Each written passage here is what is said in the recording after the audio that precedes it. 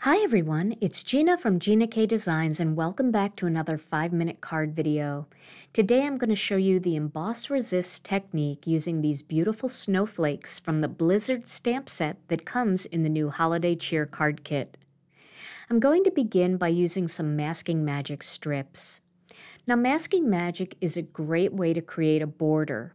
It comes in sheets and now it comes in convenient strips, and they come in 3 sizes in the pack. 1/2 inch, 1/4 inch, and 1/8 of an inch, which is great for all kinds of masking magic techniques.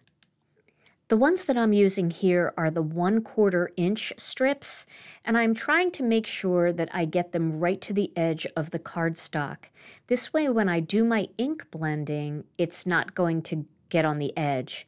And as you'll notice, I'm using an extra little piece of cardstock because I'm going to be doing embossing on these snowflakes, and I want to be able to do the embossing in stages, but I don't want to lift the cardstock off of my piece of cardstock that's underneath there. I want to have something that's more portable, and you'll see what I mean in just a minute.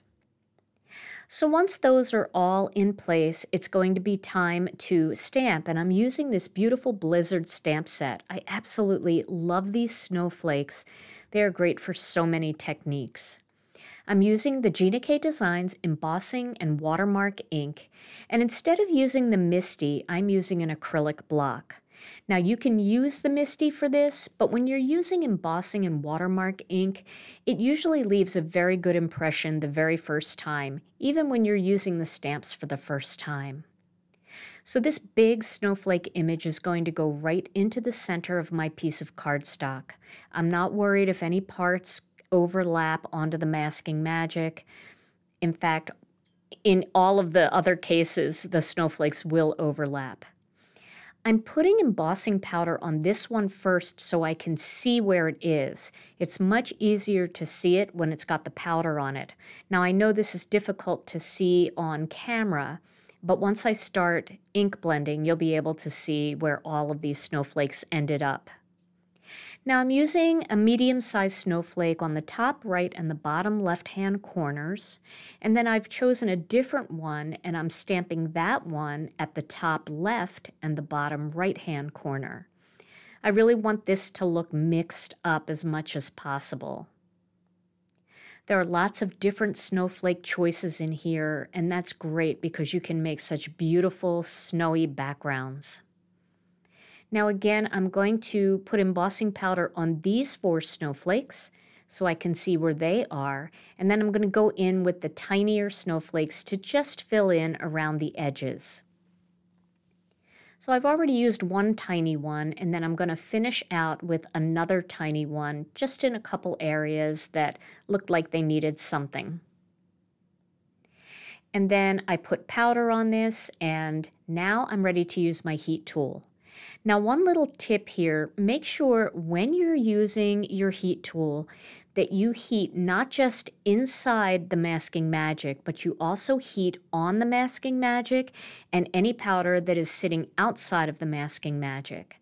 And the reason you want to emboss everything that you can is because when you start using your blending brushes, you're going to blend outside of that masking magic, and you don't want to get embossing powder all over your blending brushes.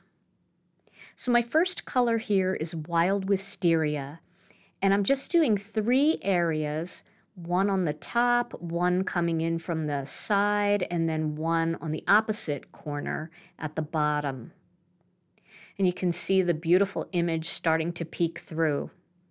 Now you do want to make sure that you fill in this entire box so that there's ink all around the edges of the masking magic. So I'm going to finish that up with my next color, which is Turquoise Sea. And I'm going to go in from the side and blend it into the purple. So I want to blend those 2 colors together, and they blend really nicely together. And then I'm going to go up into the corner and then finish off down at the bottom. Now once all of that is done, I want to add a little bit more purple in there, but I'm going to add extra purple over the blue, over that turquoise, to just create a 3rd color in there of more of a periwinkle. So you can see how that color starts to jump out. And now the fun part. Well, first you do have to wipe over the surface with a paper towel because embossing powder is non-porous, so you want to make sure that you remove any ink that's sitting on top of that powder. And now the fun part is you get to peel off the Masking Magic and see that crisp, beautiful border. This never gets old to me. Look how pretty that is. Everything just gets so cleaned up when you take off the Masking Magic. That could be a postcard. So this card came together really quickly after that. All I did was mount that white panel onto a black panel and then onto an ocean mist card base. I added the Merry Christmas greeting, which I cut out using the Blizzard die set. That greeting is from the Blizzard stamp set. And here I am just adding some little dots of glue so that I can add some sequins to this. I'm using the Disco Ball sequins, and I'm using the brand new Gina K Designs Pick and Stick tool. And what's nice is once you drop the sequin, you can flip it over and use that little poker to move the sequin into place. So this is really an easy way to apply your gems, your rhinestones, and your sequins. And this is pretty much my finished card. It's so easy to create this. The hardest part is the embossing, and once you get that done, this card comes together in a minute. Well, there's my finished card, and I hope you like it, and I hope you'll give this technique a try. Stay tuned to my channel for more 5-minute card videos and more Stamp and Chat videos too. Thanks so much for joining me, and make it a great day.